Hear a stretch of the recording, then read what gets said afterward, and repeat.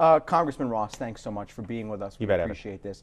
Let me just take you back, all the way back to a few weeks ago when John McCain voted no in the middle of the night, and you realized at this point health care reform appears to be dead. Your initial reaction? A disservice to the American consumers. Look, this thing, the Obamacare is on a death spiral. We know that. It's only going to get worse and worse. We know that this process isn't an overnight result. I mean, in the 90s, we did welfare reform over 3 years and 2 vetoes under a Republican Congress and a Democratic president, but we got it done. Unfortunately, with John McCain's vote, it stopped it. This ball needs to keep moving back and forth because we owe it to the American people to give them an alternative to the healthcare system that we now have in place. So I was very disappointed in it. Do you blame him personally? Not necessarily. Look, he's a hero in my mind. He's a great American. There's probably a lot of tension right now between the Senate and this president, and that might. Do you blame the Senate? Well, you know, look what he said. He's criticized 21% of the entire caucus personally, and in direct terms, including John McCain. Evan, and that's fine. If you can't take that kind of heat in this process, you need to get out of it. I mean, I get criticism every day by everybody. It goes with the territory. We are elected to do a job. I firmly believe that John McCain may have had some sense of spite when he gave his vote, and that disappoints me. I think we can bring it back. I think we can make this thing happen. If not, we will react to a disaster in the next few years on health care. Let's go all the way back to ancient history now, which is May, your vote. Yes. You voted to repeal the Affordable Care Act. Right. Independent studies said 68,000 people in your district would lose coverage. I disagree with that. Why do you disagree? I disagree with that. That's the CBO. The Congressional Budget Office does a static But these were independent studies too. Yeah, but let me tell you something. It's because it's unaffordable. We would have at least had a market-based approach to make sure that consumers could buy the policies they needed at the prices they could afford. That's where people will buy it. Healthcare is very important. It's a necessity like food, like shelter. People will want to buy it, but they're not going to buy it when they can't afford it. And what we need to be able to do is create a market. And that first step is going to be a spike in prices. People are going to react by not having coverage. We're still going to be there. We're not going to take anybody off of Medicaid. But we've got to give the consumer choices. And we've got to give them a choice of policy. Had you seen an independent study that backs you up on that? Absolutely. What was the independent study? First of all, it's the law of economics. If you have a greater supply of healthcare opportunities out there, you're going to have a lower price. That's what it is. It is a market. It's not a one-size-fits-all that Obamacare has been. The government is not there to be all to everybody. And that's where I think we've changed a culture for the American people. We've got to go back and look at what's good for them and what they can afford to have and have a market meet their needs. Were you concerned at all that many of the plans that people said, well, maybe if they can afford them, but they don't cover all the essential care? Leave that up to the states to decide what the essential health care benefits should be. Does that vary from state to state? It could very well vary from state to state. We vary state to state in what we have property insurance. We vary from state to state what we have in auto insurance. Risks are different. They're heterogeneous. They're not one risk that fits the whole country. And we have no better system of regulation of insurance than our state-backed insurance regulators. I would love to see us go back to more local control on health. So had you seen any independent studies that backed up the claims that you made that premiums would go down and that the president made that? Yeah, in fact, I can't quote them offhand, but I'll have to get back with you on it. But yes, I mean, I didn't make my decision just on willy-nilly and because I was a Republican. I made it because I firmly believe and I know that what's better for the consumers is for them to have choice, opportunities to have the decisions that they want to make for their health care. Right now, they don't have that. You've got one carrier in the state of Florida in over 47 counties. That's not choice. That's not appropriate. That's actually, you know, a duopoly. When you close to a monopoly, that's not good for the consumer and it's not good for health care. So let me ask you one more question about that vote. There was no CBO score when you voted. Is that a responsible thing? One of the criticisms of the Republican Party... There was a CBO score earlier. But when one of the criticisms of the Republican Party was that the Democrats did things in secret. There were no hearings in Congress over these bills. There was no CBO score. How do you defend that? Well, first of all, we know the CBO is absolutely off the mark. You don't have faith in the CBO? No, of course not. Again, they're static scoring. They're not. They're dynamic. They don't use dynamic scoring, and that's unfortunate. They were wrong about Obamacare. 22 million people are not on it. They said they were going to be. Look, Evan, the only way we're going to get health care to where it is what it needs to be is reaching across the aisle and getting Democrats on board. You know, we took a plan that is called Obamacare that was done one-sided by one party in a rush, and we tried to fix it one-sided by one party because of the expectations we raised. Now, So what are you going to do to reach across the aisle? What are the policies that you back that Democrats would back? First of all, across state lines. Cross-state line sale of health insurance policies is very, very good. Reduce the medical device tax or eliminate it. That's something that the Democrats and the Republicans agree on. We find common ground, we go forward with that. But we have emboldened each other's extreme side, the left and the right, and they can't get anybody to come together with 218 votes in the House and 51 votes in the Senate, or what we need, 61 now. Will you put a vote forward to do those two things? Will you put a bill forward to do those two things? I have done it in the past, because I saw where my party failed doing it. I will continue to do that. I have not done it this session, but that's because I did not want to get in the way of what we were doing under this president in his plans to repeal and replace. So let me ask you this. The president is now deciding of whether to make those payments to insurance companies that are, these are part of the law of the Affordable Care Act. What should he do? Should he make those payments? Unfortunately, we have to make these payments in the next year because we failed the American public in not passing a repeal and replace of health care. Is it fair for him to continue to threaten to not make them? People's health care is on the line. In the art of negotiation, you make all kind of assertions. Nobody but this president is probably more experienced in the extreme assertion in negotiating.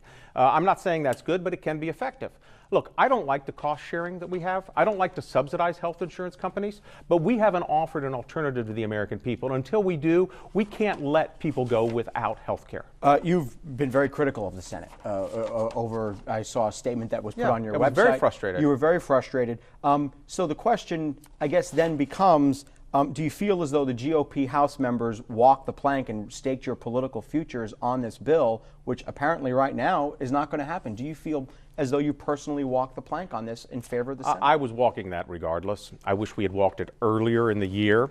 I wish we had been more concerted as a party so that the momentum would have been there for the Senate to take this up. But because we delayed, didn't have the votes, then finally went in May and had the votes, and the Senate took their time doing their thing, I don't feel like I walked the plank at all. We have to act on health care. We must. You've said very clearly that the GOP has let the American people down, that Congress has let the American people down on health care. So does it rise to the point of the GOP owing an apology to those who voted for you on the promise to repeal this? No, we still have time.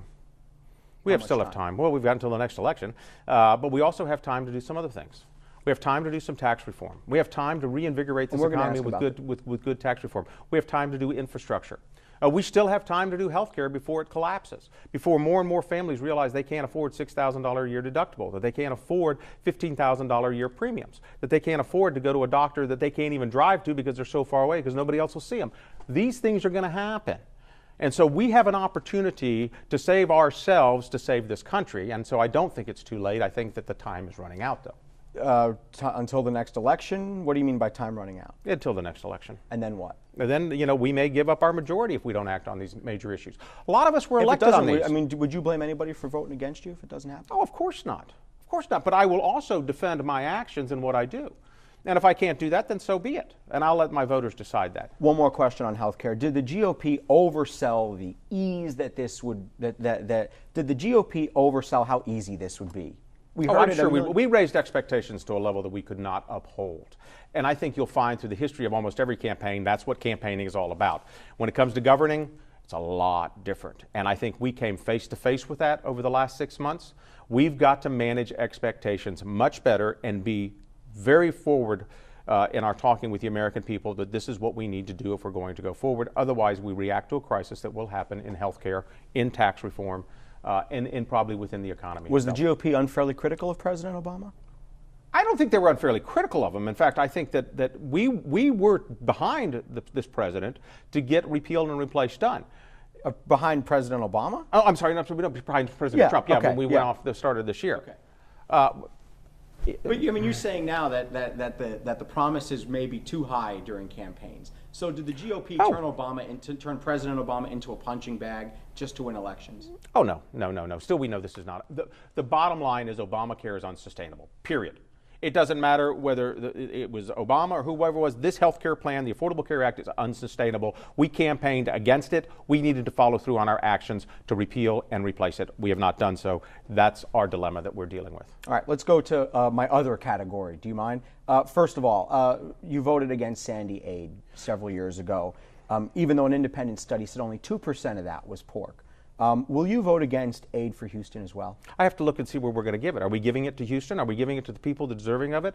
Or are we giving it to some other project in another state? Are we giving it to some other country? That's in the detail, and I have to see the detail. But let me tell you something, Evan. I'm very concerned that we continue to have these natural disasters year in and year out, and yet do we ever take a prospective approach to preparing for them appropriately? So we can't afford to continue these billions of dollars without accountability. And I firmly believe we need to engage, again, the private market who has capital back there, the expertise to manage this capital, to manage the risks, to not only help mitigate against the losses, but also to be able to pay the claims without having to go to taxpayers. You're not promising to vote for Houston aid? I'm not promising to vote for anything until I see it. And my concerns with Sandy are is that we continue to have the NFIP, which is now over $23 billion in debt. After Houston, it'll probably be close to $30 billion in debt. And what have we done to remove that liability from the shoulders of the taxpayer? Nothing. Let's put something in there to do that. And let's make sure that we can eliminate or at least lessen the exposure that the taxpayers have in the next natural disaster that may occur next week. The president says he's going to shut the government down if he doesn't get the $1.6 billion at this point for the wall. Is that an appropriate threat? Again, you know, I can't defend what this president does. I can't defend what he says. Look, it's all part and parcel of his puffery in a negotiation. We don't need to shut down the government. It would be irresponsible. It would be inappropriate. Republicans are in control. We should be able to get a funding package out of here in the next 3 weeks so that by September 30th, there is seamless financial moving into the next fiscal year. Do you think those threats make it harder for you folks in the Congress to get done what you need to get done to do the negotiations in good faith? Yeah, but I also think this yes, president... Yes, you do. Well, I don't think that they're that much difficult, but I think they represent the frustration of the American people that have seen a Congress for year in and year out for decades not deliver what they say they're going to do. And I think this president is calling us on it. And I think there's still a majority of Americans that like what this president's doing in that regard and holding us accountable even though we're the same political party. You know, I understand the tactic that's being used. I would hate to see that happen, that we would shut down the government. I think that would be devastating for our country, and I think it would be devastating for my party. So in 2014, you said this: I have consistently stated that I will not support limitlessly increasing the debt ceiling unless it is coupled with a solid plan to decrease our debt. That's 2014. Right, still feel that way. We own those, meaning you were quoted by Fox Business Channel as saying we own those, meaning the debt ceiling and the government shutdown, because we're in charge, and if we don't handle those, it's going to be very irresponsible. So, which is it?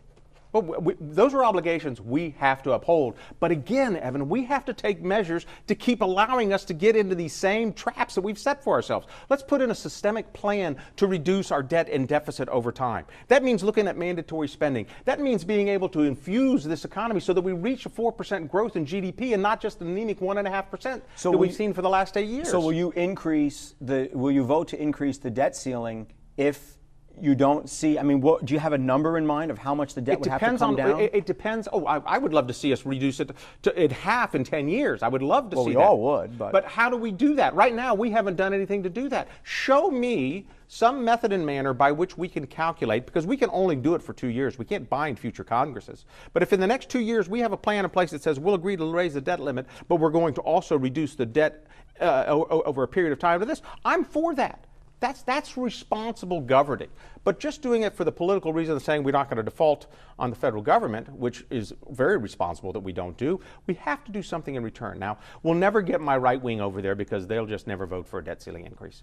But we can get Democrats to come on board, and I think most of us agree, Republican and Democrat, that we've got to get our spending under control. So do you have a benchmark, though? I mean, you know, again, 2014. I'm not going to commit to a benchmark at this point, but I will say that in 2011, when we did the Budget Control Act of 2011, we were told that by the rating agencies that unless we put in place a systemic plan to reduce our debt and deficit, they were going to reduce our credit rating. It's a matter of being responsible. And that's what we have to do. We have to have a plan that says this is where we're going to spend X amount a year to reduce our debt and deficit. And the only way that happens is to reinvigorate an economy so that we have more money coming in everybody's pockets. Let me ask you this. Did you agree with the pardon of Sheriff Arpaio? You know, that is the prerogative of this president, as it has been in every preceding president, to pardon whomever they want. Usually it's done in the 11th hour of their last term. I can understand why he did it, because Arpaio has been a very strong supporter of of this president. I look back and, But is that the right way? Is that the right well, reason look at Chelsea to? Manning. Look at what they did. This previous president commuted his sentence. I mean, this is a guy that went out and sold secrets, gave away our secrets, our top secrets. I mean, people were killed as a result of this. I mean, this is a political hot potato that's going to go back, whether it's Arpaio, whether it's Chelsea Manning or whomever. Look, it's the president's prerogative. Let him do what they want to do. Nixon was pardoned by Carter. By Ford. It probably cost Ford his presidency. These things happen. I'm sure there's going to be political repercussions for President Trump, one way or the other. Will they come from you? No, they won't. Why not? I respect Just because the power. he's a member of your party? No, I respect the power of the president to do that. I can complain about it. I can support it. It doesn't matter. It's not going to change it. An email showed President Trump was trying to build the building in Russia during the campaign. Is that appropriate? Yeah, you know, this whole Russian thing, I'm not so sure where we are with it because nobody's been able to find. Well, that's where we are. Well, but that's again, and what's the source of that? Well, it's a Washington Post article. It's a Washington Post article. So nothing they write could be true. I wouldn't say that, but you have to put everything into question, no matter, consider its source. And that's all I'm saying. You know, show me the smoking guns, and then we can start, taking some of this pretty seriously. If Robert Mueller comes forward and says there was collusion between President Trump and Russia, would you vote to impeach him? I, again, have to see the facts. The conclusionary statement has to be supported by evidence, and I have to see the evidence to support such a statement. Is it appropriate for a sitting president to be making money on hotels and other ventures that he takes part in? I don't believe there's anything unethical about it, that there are no rules about it for the president. For those of us in Congress, the only thing we can have is a passive income. There's nothing unethical about, I want to just be clear here. The president owns a hotel. People from foreign governments swipe their credit card to stay there. There's nothing unethical about that? Would they do that just because it's the president, or they do it? Who knows? He's put he has handled his matters and to put him in a blind trust. He is doing, I believe, what is necessary to distance himself from his business transactions. You believe he's done that? I believe he's done that, and I believe that he said he was going to do that, and that he's going to follow through on that. Again, those will be repercussions that he'll have to face if he doesn't do it. President Trump, this is also important, said both sides are responsible for what happened in Charlottesville. He met very, very staunch condemnation for that on many sides, many different groups. Do you agree with that? I agree that we should not have any tolerance whatsoever for racism, hatred, or bigotry, period, no matter who or what organization may be espousing those hate crimes, period. White supremacists are not welcome in the Republican Party. No, why would we? Why would we? I mean, we have no room for that type of hatred. This country shouldn't tolerate that. And it doesn't mean, what about the Antifa, this group that protested violently in Berkeley from the left? We shouldn't allow for that either. And the left shouldn't allow for them to be part of them. Did the president condemn it strongly enough the way you just did? I wish he had condemned it a lot stronger. Quite frankly, I think, Evan, we need to be in a period of healing. And what we're seeing in Houston is that coming together. What we saw after the congressional baseball game shooting was that coming together. I want to see this president look at us and heal us more than divide us, because I believe we went through many years of division under previous leaders. He's confirmed a Supreme Court justice. Yes. He is, unfortunately, from your party's perspective, signed no major bills. Many of what he's done has been by executive action. That was a major criticism of the Republican Party of President Obama. The country apparently is no more together than it was under President Obama.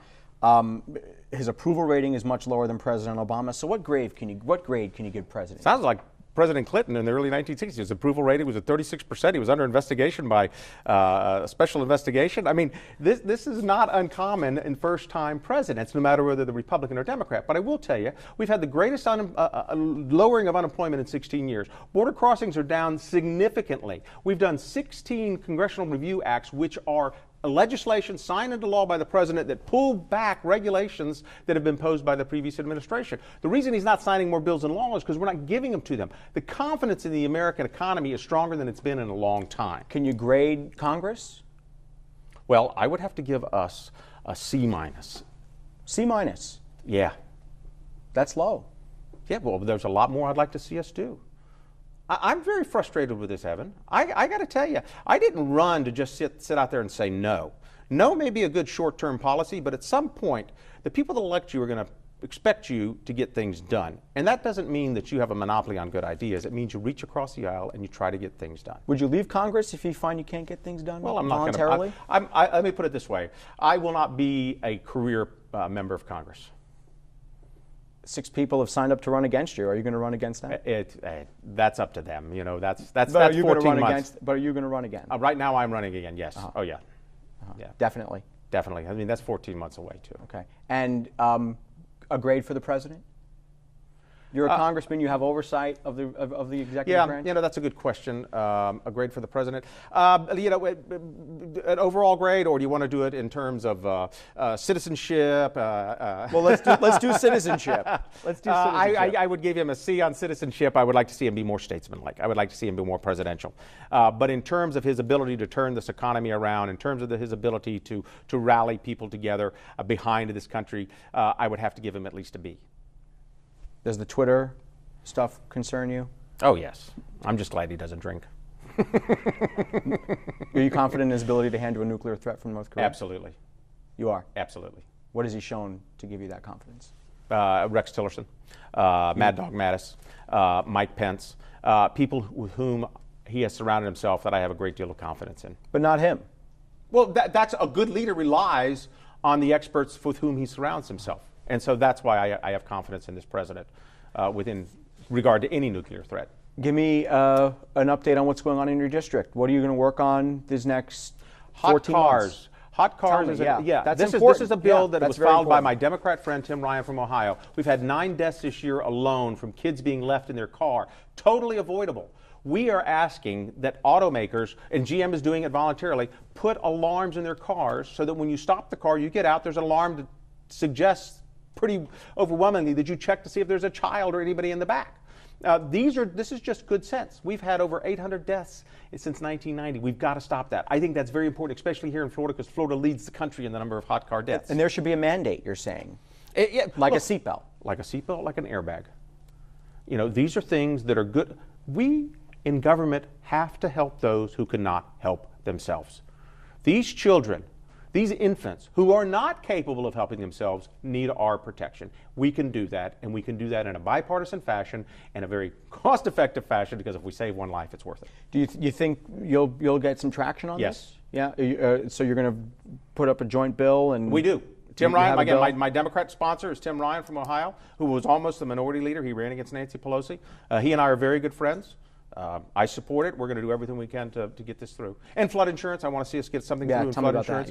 I've got 2 bills out there. One is the Market Parity Act that would allow for states to approve a private flood insurance bill, that if a consumer wants to leave NFIP, the National Flood Insurance Program, they can do so. If they don't like their private one, they can go back without prejudice to NFIP. So there's the safety net there. They're not going to lose anything. They're going to have more choice. Again, private sector manages their capital better, so they manage the risk better, and I think you'll see a much better return, a better price for the consumer, better coverage. The other thing is a disaster savings account that would allow consumers to take $5,000 a year tax-free to put in storm shutters or whatever mitigation is necessary for whatever natural disaster may be facing them. Thank you so much for joining us, Congressman. We appreciate it, and travel safe back to Washington. Thank you very much. Enjoyed it. Thank you.